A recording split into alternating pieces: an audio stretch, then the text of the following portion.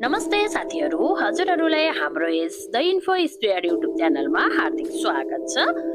आजको भिडियोमा हामी 2082 सालको अन्तिमतिर आउन लागेका नयाँ तीनवटा आइपिओहरूको बारेमा विस्तृत जानकारी दिनेछौँ। यदि तपाईँ शेयर बजारमा लगानी गर्न इच्छुक हुनुहुन्छ वा आइपिओको प्रतीक्षा गर्दै हुनुहुन्छ भने यो भिडियो तपाईहरूका लागि निकै उपयोगी हुन सक्छ। आजको यस भिडियोमा हामीले Kalinchowk hydro power limited, Apollo hydro power limited र सोपानको आइपिओ सम्बन्धी सम्पूर्ण विवरण सरल भाषामा बुझ्नेछौँ।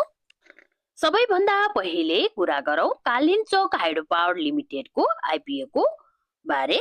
यस कम्पनीले 6,84,750 किता सर्वसाधारणका लागि शेयर निष्कासन गर्दैछ र प्रति किता मूल्य रु 100 रुपियाँ रहेको छ।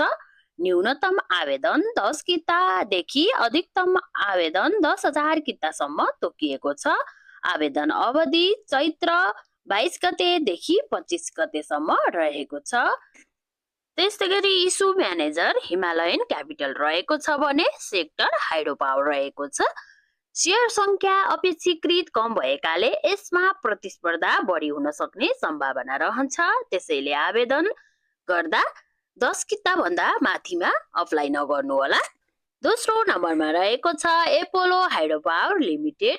यस कम्पनीले कुल 7,80,200 किता शेयर सर्वसाधारणका लागि निष्कासन गर्दैछ। प्रति किता मूल्य रु 100 रुपियाँ तोकिएको छ। न्यूनतम 10 कितादेखि अधिकतम 10,000 कितासम्म आवेदन दिन सकिने व्यवस्था रहेको छ। यसको आवेदन अवधि चैत्र 26 गतेदेखि चैत्र 30 गतेसम्म रहनेछ। हाइड्रो पावर क्षेत्र नेपालमा दीर्घकालीन लगानीका लागि सम्भावना बोकेको क्षेत्र पनि मानिने गर्दछ।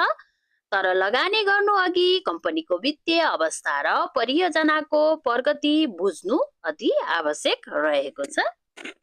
त्यसैगरी तेस्रो नम्बरमा रहेको छ सोपान। यस कम्पनीले 34,74,900 किता शेयर सर्वसाधारणका लागि निष्कासन गर्दैछ।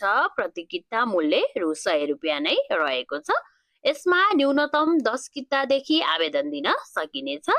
आवेदन अवधि वैशाख 2 गतेदेखि 6 गतेसम्म तोकिएको छ। सेक्टर म्यानुफ्याक्चरिङ एन्ड प्रोसेसिङ रहेको छ भने इस्यु म्यानेजर एनएमबी क्यापिटल रहेको छ। अगाडि भिडियोमा चर्चा गरेका दुई कम्पनीहरू हाइड्रो पावर क्षेत्रका रहेका थिए भने यो चाहिँ म्यानुफ्याक्चरिङ क्षेत्रका रहेको छ। यी तीनवटै आइपिओमा न्यूनतम लगानी रु 1000 रुपियाँ पर्ने देखिन्छ, किनकि 10 किता नै न्यूनतम आवेदन हो। आइपिओमा आवेदन मेरो शेयर मार्फत सजिलै दिन सकिन्छ, तर डिमाट खाता र सिआरएन नम्बर अनिवार्य हुनुपर्दछ। आजलाई यति नै साथीहरू। हजुरहरूलाई हाम्रो भिडियोहरू कस्तो लाग्छ कृपया कमेन्ट मार्फत आफ्नो सल्लाह सुझाव दिन नबिर्सिनुहोला। साथै यस्तै आइपिओ सम्बन्धी अपडेटका लागि हाम्रो यस द इन्फो स्पेयर युट्युब च्यानललाई लाइक, शेयर, सब्स्क्राइब गर्न पनि नबिर्सिनुहोला। हजुरहरूको दिन शुभ रहोस्। धन्यवाद।